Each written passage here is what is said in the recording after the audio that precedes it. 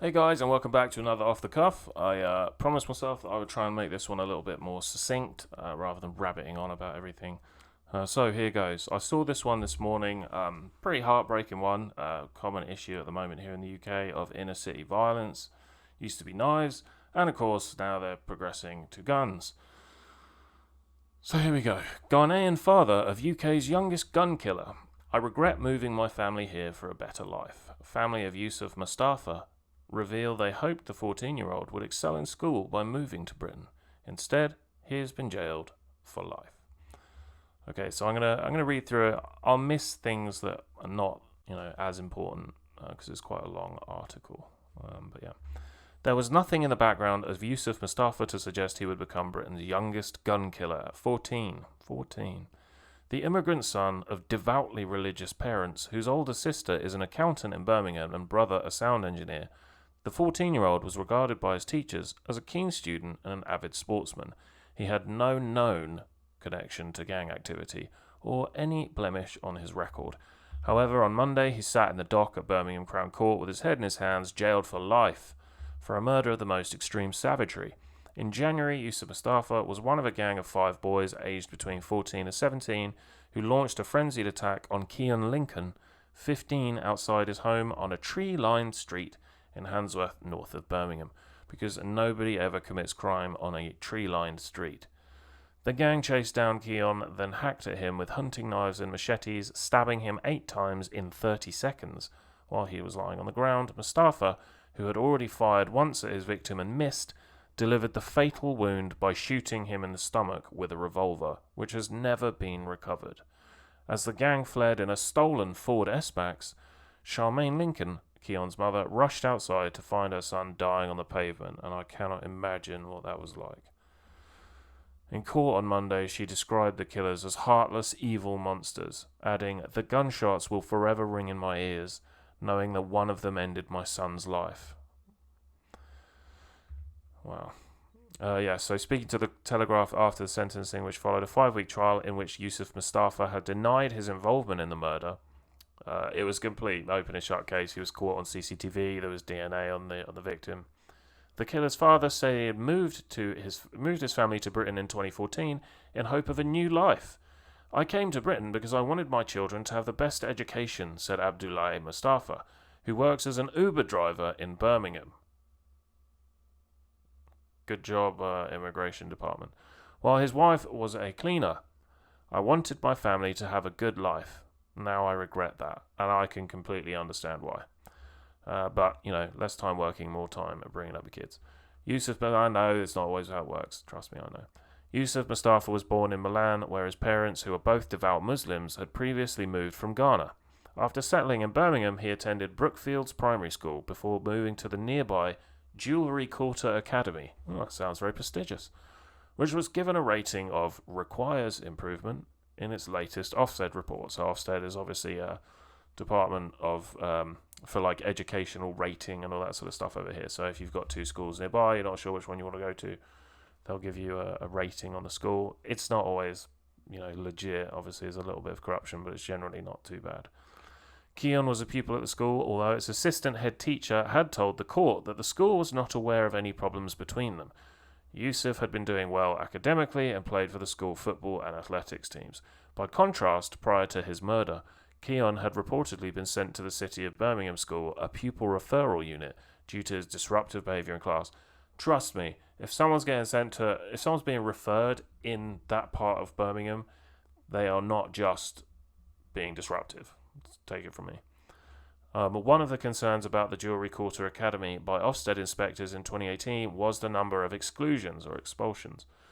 Mustafa has admitted he had no idea why his son took part in the attack. Despite overwhelming DNA and CCTV evidence which linked the gang to the murder, police have also struggled to determine a motive. At the time of the murder, Yusuf and his family lived near Hockley Circus in Birmingham, a graffiti-strewn underpass running under a busy roundabout. God, that sounds tough. Violent gangs plague the area and schoolyard disputes can rapidly escalate. A fortnight ago, a 13-year-old was shot in the back walking through the underpass. Oh my God. Police said the teenager suffered life-changing injuries, so paralysed. Kids are being increasingly caught up in postcode wars fueled by drug dealing. It's this toxic culture of bravado and rivalry which may have led to the killing. So the Jewelry Culture Academy is one of several schools to take part in the New Year's Chaperone program launched last month. So it's basically where they get adults that used to be those type of kids involved to try and help them straighten their heads out and help them around school, so that they can avoid getting in trouble. In May, one of the youngsters Leon Moses worked with at Mad Birmingham, which is one of these places, D. John Reed, age 14, was killed in a knife attack.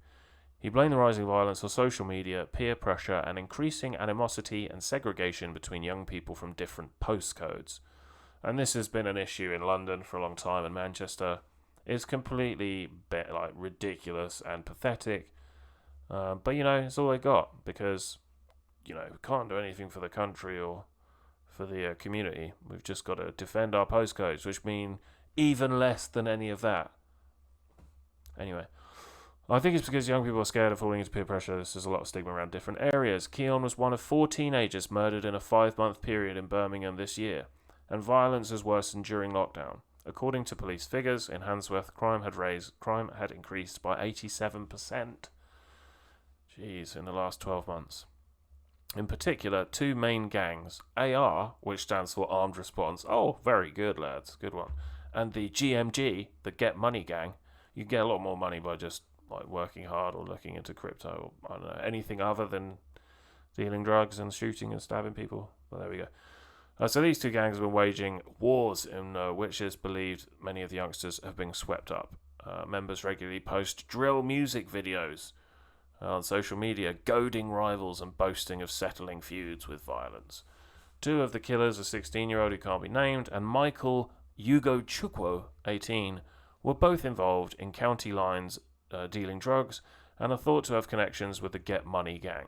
Although Keon is not thought to have been involved in the gang, the streets of the area where he lived are the territory of Armed Response. When Yusuf Mustafa was arrested, he admitted to the police that he knew Keon socially, but insisted there'd been no fallout between the pair. Well, that kind of makes it worse, mate. But there we go.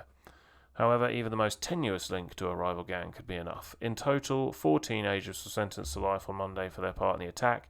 Kieran Donaldson, 19, was also sentenced to 12 years for manslaughter for supplying the knives. Supplying the knives! Good lord. According to Tanaya Sam, who works with the young gang members in Birmingham, such sentences are failing to act as a deterrent. Nowadays, the kids say, I will do my 20 years in prison and I'll still come out and have a life. Yeah, I hear that a lot as well. I have someone very close to me that works in a hospital, and they often end up dealing with these kids that have been, mortally wounded or nearly, very seriously wounded. And yeah, they genuinely think, when asked, but aren't you worried about going to jail? No, I'm not worried about going to jail, because by the time I get out, I'm only going to be 35 or 40. I can still start my life. Now, most people would think that's horrendously stupid and very short-sighted. For starters, 15, 20 years is a long time.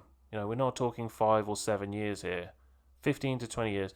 Secondarily, when you do mature, because these kids are acting like children, you're going to realise that living with having killed somebody's only child, or not in this case, but in their only child, but having killed someone at all is going to be very horrendous to live with.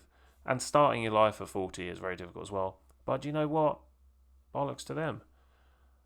Because these people are ruining their areas. They're ruining entire parts of the country. I know people that don't want to go to Birmingham, which is a huge, huge area.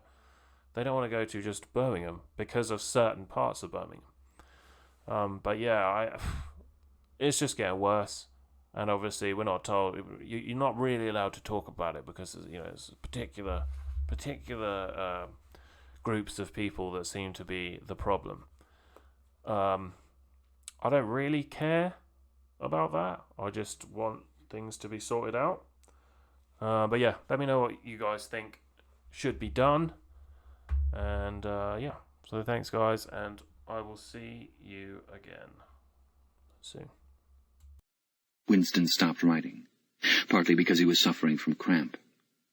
He did not know what had made him pour out this stream of rubbish,